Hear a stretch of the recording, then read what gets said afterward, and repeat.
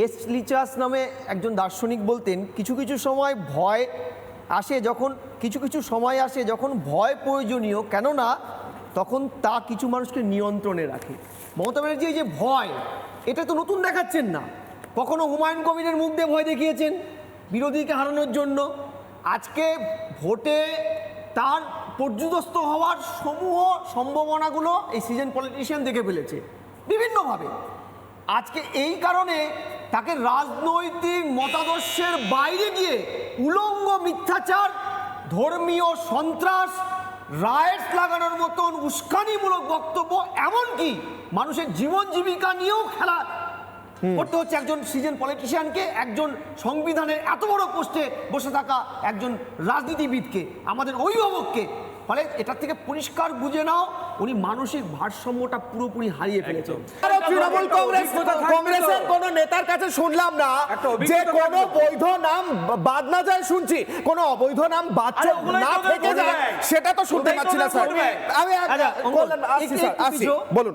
মুখ্যমন্ত্রী ধর্নায় মঞ্চে 20 জন জীবিত, অথচ এসআইআর এ মৃত নাকি তাদের অভিযোগ এনে র্যাম্পে হাঁটানো হলো। তাদেরকে কি সুপ্রিম কোর্টে ফেস করিয়েছে? আচ্ছা, 100 দিনে প্রচুর চুরি, কেন্দ্র সরকার আমাদের প্রচুর করছে, মানে রাজ্যকে বঞ্চনা করছে, অথচ সুপ্রিম কোর্টে কি রাজ্য সরকার একটা মামলা করেছে? কোনো একটি নির্দিষ্ট পলিটিক্যাল পার্টি, তৃণমূল নয়, তাদের কৃষক সভা মামলাটা করেছিল তো।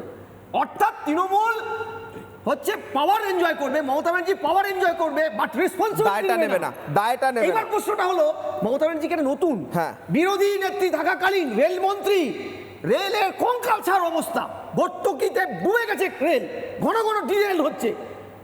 তারপরে নিজের দায়টা না নিয়ে উনি কি বলেছিলেন? সিপিএম এর নেতারা কলা খেয়ে রেল লাইনের মধ্যে কলার চুকলা রেখে দিচ্ছে, রেল স্লিপ কেটে পড়ে যাচ্ছে। শুধু তাই নয় ঝন্টু বাবু, শুধু তাই নয়, আমি প্রশ্নটা হচ্ছে এবার সুপ্রিম কোর্টে চলে যাও। না, হাসির বিষয় না, Manishankar, supreme court serious issue, supreme court তার ঝন্টুদা সিরিয়াস ইস্যু তুলছেন, আপনি হাসছেন স্যার। সুপ্রিম কোর্ট একদমই সিরিয়াস ইস্যু নয়। উনি যখন বলছেন মমতা ব্যানার্জি এত বাজে কথা বলছে, কেন সুপ্রিম কোর্টে যাচ্ছে না? আরে তুমি তো নিজে সুপ্রিম কোর্ট যেতে পারো, যে আমাদের মুখ্যমন্ত্রী এরকম কথা বলছে। এই যে শুরু করলো। আরে ভাই তুমি কেন যাচ্ছ না? আমি ধর্ণা মঞ্চের কথা হচ্ছিল স্যার, আসছি। আমি ধর্ণা মঞ্চ থেকে বক্তব্য শোনাবো। শুধু কি মিথ্যাচার চলছে নাকি অ্যাডিশনালি আরো কিছু চলছে? কি উস্কানি? হ্যাঁ দেখুন, বলা হচ্ছে আঙুল কেটে নেওয়া হবে। কার জানেন? শুনুন। আঙুল তুলে মমতা বন্দ্যোপাধ্যায়কে কথা বলছি। আরে আঙুল তুলে তুমি কাকে কথা বলছো? তুমি যদি চিফ ইলেকশন কমিশনার না হতে নাম, আঙুলটা তোমার কেটে বাদ দিয়ে আসতাম। কার দিকে আঙুল তুলে কথা বলছো তুমি? কার চোখে চোখ রেখে কথা বলছো তুমি? কার চোখে লাল চোখ দেখে কথা বলছো তুমি?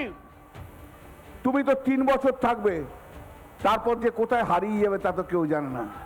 দিয়ে লাভ হচ্ছে, কারণ কোনো কাজ নেই। যখন কোনো কাজ করে তো মানুষের মন জিততে পারিনি। 200% কাজ হয়ে গেছে, 2 কোটি মানুষের চাকরি, মানে প্রতি ঘন্টায় উনি 167 জনকে চাকরি দিয়েছেন 14-15 বছরে, কিন্তু আমরা কিছুই পাইনি।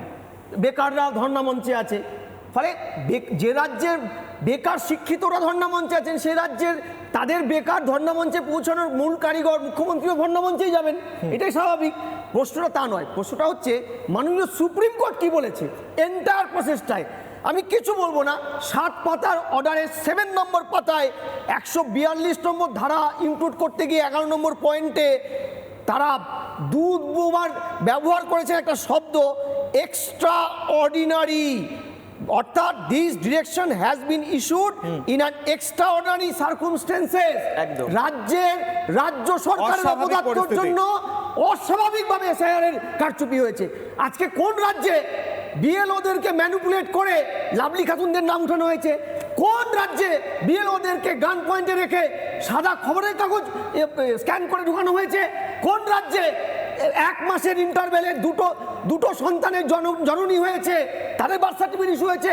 কোন রাজ্যে শিশু জন্মের আগে বার্থ সার্টিফিকেট ইস্যু করে দেওয়া হয়েছে? বলো, আজকে রাজ্যটার ফেইল হয়েছে। মমতা কেন? স্যার আপনার কাছে সরকার, উনি একটা ভুল বলেছেন যে কেন্দ্রীয় নির্বাচন কমিশন সুপারিশ করতে পারে, শাস্তিটা দেবে কিন্তু স্টেট গভর্নমেন্ট। সেখানে আইন আছে, সেকশন 21, সেকশন 13 CC সেকশন 32 একটা সরকার একটা পদক্ষেপ নেয়নি বলে সুপ্রিম কোর্ট ডিজিপি কে শোকজ করেছে, ভারবাল শোকজ করেছে, তারপরে বলেছে হলফনামা দিতে। বলুন, সুপ্রিম কোর্ট বলেছে। দ্বিতীয়, একটা সরকার এত বড় ধর্মীয় বিদ্বেষ ছড়াচ্ছে, সত্যি তো বিরোধীরা কি চুপচাপ বসে আছে? এতগুলো ধারা ধর্মীয় বিদ্বেষ ছড়াচ্ছে।